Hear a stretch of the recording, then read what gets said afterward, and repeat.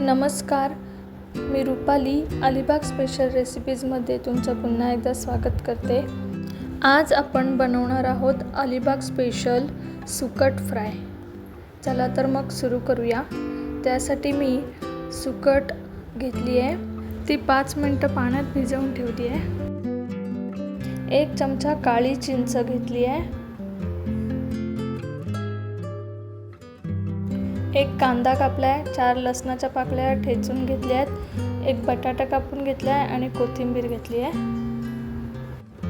चिंचेमध्ये 2-3 चमचे पाणी टाकून ठेवूया। आपण सर्व तयारी करेपर्यंत सुकट भिजते। आता ती आपण पाण्यातून अशा प्रकारे पिळून काढूया।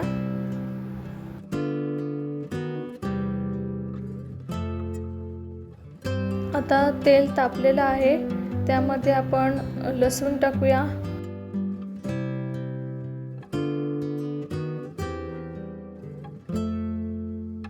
कांदा टाकतोय आणि कांद्यासोबत थोडीशी कोथिंबीर सुद्धा टाकतोय।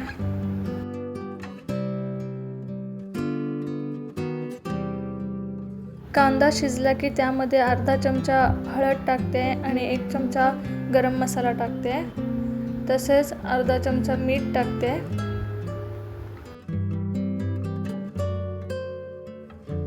हे चांगले परतवून त्यामध्ये सुकट टाकायचे।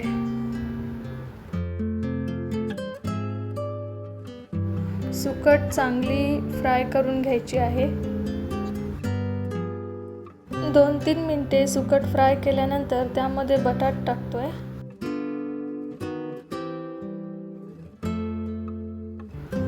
एक चमचा मसाला टाकतोय।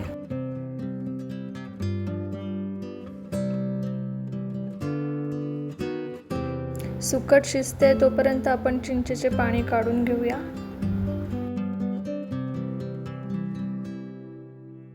सुकट 2-3 मिनिटांनी सारखी परतत राहावी, म्हणजे ती भांड्याला लागणार नाही।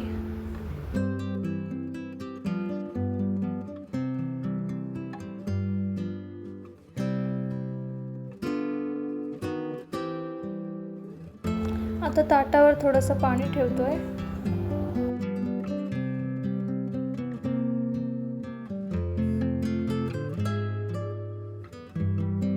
पळीने बटाट शिजले का बघायचे आहे आणि बटाट शिजले असेल तर त्यामध्ये चिंचेचं पाणी टाकायचे आहे।